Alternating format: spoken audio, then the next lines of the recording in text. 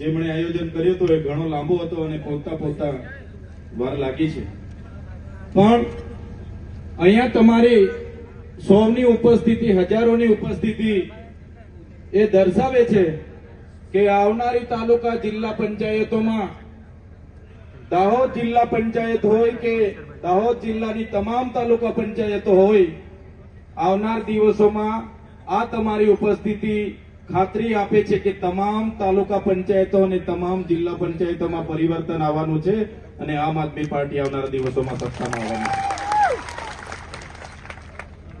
હમણાં આગળ રાકેશભાઈ બારિયાએ કીધું કે આ ત્રીજું મેદાન છે. આગળ કોઈ સરપંચને મળ્યા, એમણે કીધું કે કઈ વાંધો નહીં, અભિપ્રાય સહમતિનો મળી જશે. સરવાઈ ગ્રાઉન્ડ પર જયારે સભા યોજી, ગઈકાલ સુધી સરપંચે કીધું કે અભિપ્રાય તમને સહમતિનો અમે આપી દઈશું, અમારી સહમતિથી તમે ચૈતરભાઈ વસાવાની સભા કરી લો. પણ ભાજપના નેતાઓ એને ડરાવ્યા, એને ધમકાવ્યા.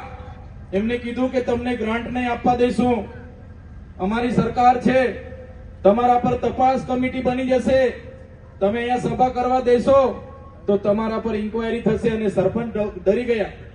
આગેવાનોને કીધું સરવાઈના ગ્રાઉન્ડ પર નહીં કરતા, મારી અસહમતિ છે, કાયદો અને વ્યવસ્થા બગડશે ત્યારે મારી જવાબદારી નહીં બનશે.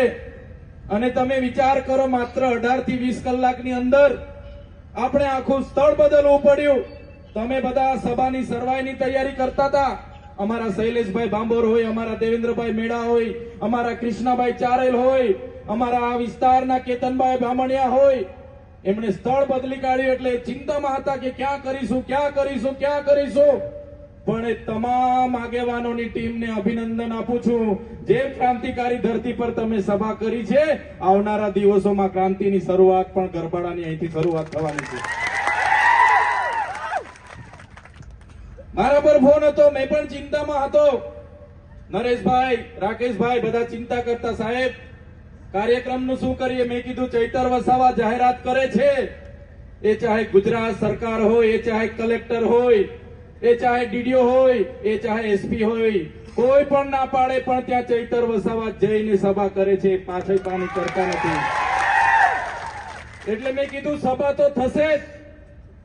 સભા અમારા ખેડૂતો મને જગ્યા આપશે, અને જે ખેડૂતે આ જગ્યા આપી છે એ ખેડૂતને ચૈતર વસાવાના સલામ કરું છું, તમને અભિનંદન કરું છું. સાથીઓ, દાહોદના અમારા આગેવાનો પર આ ભાજપના નેતાઓ, પોલીસ અધિકારીઓને દબાણ કરે કે પેલા પર કેસ કરો, પેલા પર એફઆઈઆર કરો, પેલાને જેલમાં નાખો. અમારી સાથે જેલ અને કેસની રમત ચાલે છે. પણ આ મંચ પરથી એ ભાજપના નેતાઓને કહેવા માંગુ છું, તમને બેઠા એટલું જ અમારી સાથે હેરાનગતિ કરજો. અમે વ્યાજ સાથે હિસાબ કરવા વાળા લોકો છે, તમારા હિસાબ અમે કરી દઈશું. અમે તો 4-5 મહિના જેલ વેઠી લે એવા લોકો છે. અમે 2 વર્ષ 3 વર્ષ વેઠી લઈશું. અમે બધા અમારા પરિવારને કહી દીધું છે કે અમને જેલો થશે તો તમારે ડરવાનું નથી, તમારે રડવાનું નથી, તમારે લડવાનું છે. ત્યારે જે પણ ભાજપના નેતાઓ અમારા આમ આદમી પાર્ટીના આગેવાનો પર કેસો કરાવે છે, એ ભાજપના નેતાઓને પણ કેમ છું, આવનારો સમય અમારો આવવાનો છે, અમે વ્યાજ સમેત તમારો હિસાબ કિતાબ કરી દઈશું. જેટલું બેઠા એટલી જ હેરાનગતિ કરજો, એ ભાજપના નેતાઓને કહેવા માંગુ છું.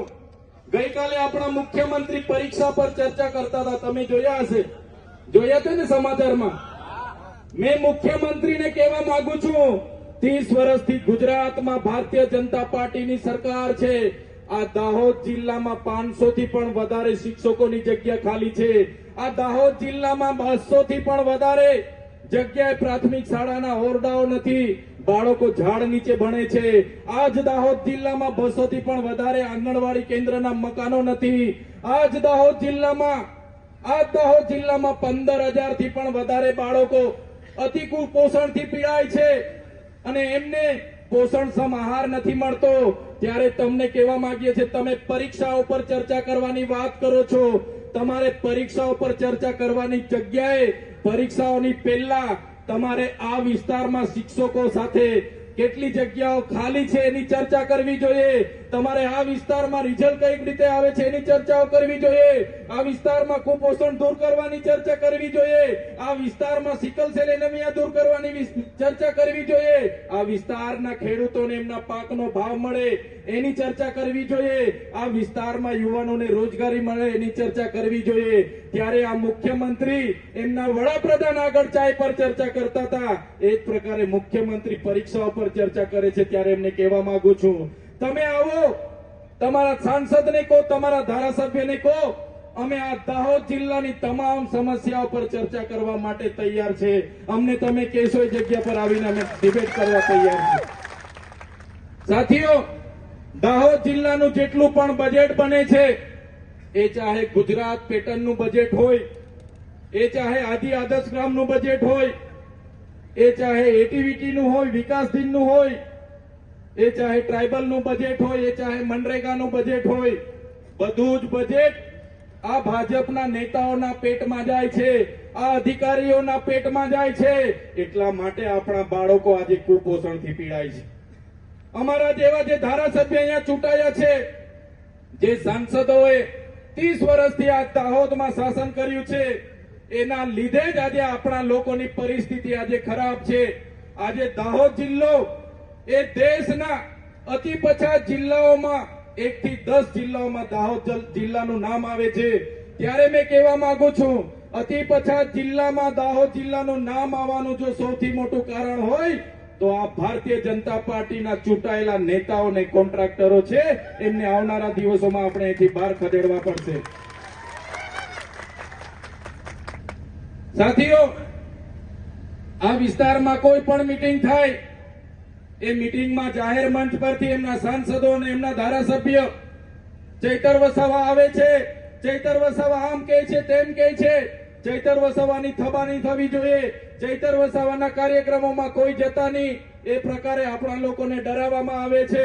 એમના ભાજપના નેતાઓ, સરપંચો આપણા લોકોને કહે છે, સભામાં જશો તમારું ઝૂંપડામાંથી નામ કઢાવી દઈશું, તમારું મીટર તોડાવી દઈશું, તમારું ઝૂંપડું તોડાવી દઈશું, તમારે ત્યાં આપણે રેશન કાર્ડ નહીં આવે, અનાજ નહીં મળશે, તમારે ત્યાં પોલીસને રેડ પડાવી દઈશું. ત્યારે સાથીઓ, આ ભાજપના નેતાઓને ડર છે. તમારા ચૈતર વસાવા તમને જાગૃત કરે, તમને અધિકારોની વાત કરે, તમારા શૈક્ષણિક, સામાજિક અને તમારા રાજકીય અધિકારોની વાત કરીએ, બંધારણ અધિકારોની વાત કરીએ, જે આ ભાજપના લોકોને ગમતું નથી. એટલા માટે આ સભા ન થાય, એના માટે તમને પણ ડરાવવામાં આવે છે. પણ આ ચૈતર વસાવા મંચ પરથી કહેવા માંગે છે, એ ભાજપના નેતાઓનો હવે અંતનો સમય છે. આજે તમારી ઉપસ્થિતિ બતાવે છે કે આવનારી તાલુકા જિલ્લા પંચાયતો હશે કે આવનારી વિધાનસભા હશે, દાહોદ જિલ્લામાંથી ભારતીય જનતા પાર્ટી હોય કે કોંગ્રેસ હોય, એના સુપડા સાફ થઈ જવાના છે. તમે જોયું હશે, ગાંધીનગરનું સચિવાલય હશે કે ગાંધીનગરની વિધાનસભા હશે, અમદાવાદની હાઈકોર્ટ હશે કે પોલીસ ભવન ગાંધીનગરનું હશે, આપણી કલેક્ટર કચેરી હશે કે એસપી કચેરી હશે, તમામ કચેરીઓમાં દાહોદના આદિવાસી સમાજનો પસીનો છે. આદિવાસી સમાજે આ વિસ્તારમાં જ્યારે નેશનલ હાઈવે 56 કાઢવાનો હતો, આ વિસ્તારમાંથી નહેરો કાઢવાની હતી, હાઈ ટેન્શન લાઈનો કાઢવાની હતી, આ વિસ્તારમાં ડેમો બનાવવાના હતા, ત્યારે આખાને આખડા ગામડા આપણા લોકોએ ખાલી કર્યા છે.